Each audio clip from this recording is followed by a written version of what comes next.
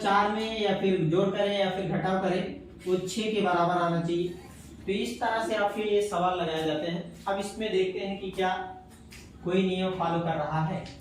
तो देखते हैं कि अगर हम 7 दूनी 14 और 14 का अगर देखें तो केवल 4 ही मिल रहा है, तो एक छूटेगा। और इसमें देखें 4 तिहाई 12, तो मतलब इसका दुगुना नहीं हो रहा है, इसका मतलब ये नियम सही नहीं। अब यहां से देख लेते हैं कि 7 का गुणा 4 में कराएं, 7 चौक 28 और यहाँ पर 6 आना चाहिए, तो 6 आएगा नहीं। अगर 7 में 4 जोड़े तो 7 4 11, तब भी नहीं आएगा। और 7 में से 4 घटाएंगे तो भी नहीं आएगा। हाँ, अब देखते हैं 14 को यदि भाग करा दिया जाए किससे, 7 से, 14 अपान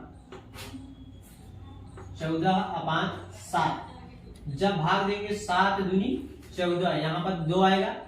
और अगर हम 2 का स्क्वायर करते हैं, क्या करते हैं 2 का पुनः स्क्वायर करिएगा, 2 दूना 4, ये हो सकता है। अब फिर इसको देखते हैं, यहाँ पर लिखा गया है 12 को 4 से डिवाइड करें तो कितना आएगा, 4 तिहाई 12 और 3 का पुनः आप क्या करें स्क्वायर, तो 3 का स्क्वायर करने पर 3 तिहाई 9, ये मिल रहा है। अब इसमें देखते हैं 24 वाले में, 24 को आप लिखिएगा 24 बटा 6 से डिवाइड करिए, 6 चौक 24, इसको काटेंगे तो आएगा यहाँ पे 4 और 4 का स्क्वायर करना होगा। क्यों? क्योंकि पहले 2 का स्क्वायर किए, फिर 3 का स्क्वायर, फिर 4 का स्क्वायर, 4 चौक 16। इसका जो राइट आंसर आना चाहिए वो 16 आना चाहिए।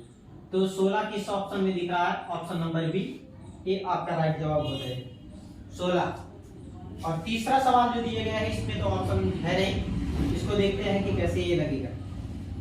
सबसे पहले इसमें देख लेते हैं कि एक है तो 1 का स्क्वायर करेंगे तो 1 आएगा, और 8 किसका स्क्वायर है तो स्क्वायर नहीं, अर्थात कहने का मतलब ये वर्गमूल नहीं है। अब घनमूल पे चेक किया जाए, 1 का क्यूब करिएगा तो 1 का नाम 1, और 1 किसका होगा, ये 1 का क्यूब हो गया, ये 2 का, 2 दूनी 4 दूनी 8, क्योंकि ऊपर वाले में देख चुके हैं ये कैसे लगा है।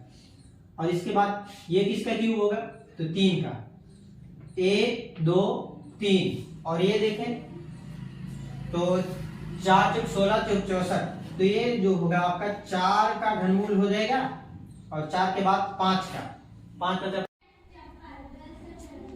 नमस्कार दोस्तों, आप सभी का स्वागत करते हैं अपने YouTube चैनल विकास डे पर। चलिए रीजनिंग की सीरीज में कुछ और सवाल देखते हैं। कुछ सवाल तो पढ़े जा चुके हैं, कुछ और देखते हैं। देखिए, जब ऐसे कॉलम वाला सवाल दिया गया हो कोष्ठक में करके, तो इसको कैसे लगाते हैं। इसमें सबसे पहले देखना ये होता है कि किसी का वर्गमूल है, या फिर किसी का गुणा कराने पर आया है, या फिर किसी का घटाव, जोड़ घटाव गुणा भाग, यही 4 चीजें होती हैं। और इसके बाद आपका वर्ग करने पर आएगा या फिर घन करने पर आता है। तो इसमें देखते हैं कि पहले ये किसी का वर्ग है, 8 किसी का वर्गमूल तो होगा नहीं। हाँ, अगर इसको चेक किया जाए तो 8 किसका घनमूल बन सकता है। तो देखेंगे अगर आप, तो 2 का अगर क्यूब किया जाए तो 2 तिहाई नहीं, 2 गुणे 2 गुणे 2, क्यूब का मतलब यही होता है 2 दूनी 4, 4 दूनी 8। अर्थात कहने का मतलब ये है कि 8 जो क्यूब बनेगा आपका वो 2 का बनेगा। 27 को चेक कर लिया जाए, 27 किसका है, तो इसको देखेंगे आप, 3 का क्यूब करें तो 3 गुणा 3 गुणा 3, तो ये आएगा आपका 3 तिहाई 9, 9 त्रिक 27, तो 27 भी आ रहा है। इसको चेक करा जाए 64 को, तो इसको देखते हैं, 4 का क्यूब करिए तो 4 का क्यूब करने पर कितना है, 4 गुणे 4 गुणे 4, 4 चौक 16, 16 चौक 64, ये भी आ रहा है।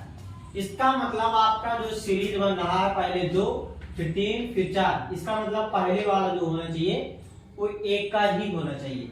1 का आप क्यूब करेंगे तो 1 का जब क्यूब करिएगा तो देखेंगे तो यहाँ पर 1 गुणे 1 गुणे 1, कुल मिलाकर के 1 1 1 1, इसका राइट आंसर कितना आएगा 1। तो ऑप्शन कौन सा दिख रहा है हमारा? ऑप्शन नंबर सी, ये हो जाएगा आपका राइट जवाब। अब इसके बाद पुनः हम देखते हैं दूसरे प्रश्न पे चलते हैं। दूसरा प्रश्न क्या कहता है हमारा? दूसरा प्रश्न दिया गया है 7, 4, 6। ऐसे जब कोष्ठक में करके कॉलम में दिए जाते हैं तो इन प्रश्नों को हल करने का तरीका है आपका, या तो आप इन दोनों में कुछ ऐसा करें कि तीसरा पद मिल जाए, या फिर इन दोनों में कुछ करें कि दूसरा पद बीच वाला पद मिले, या फिर यहां से 7 का गुणा 4 में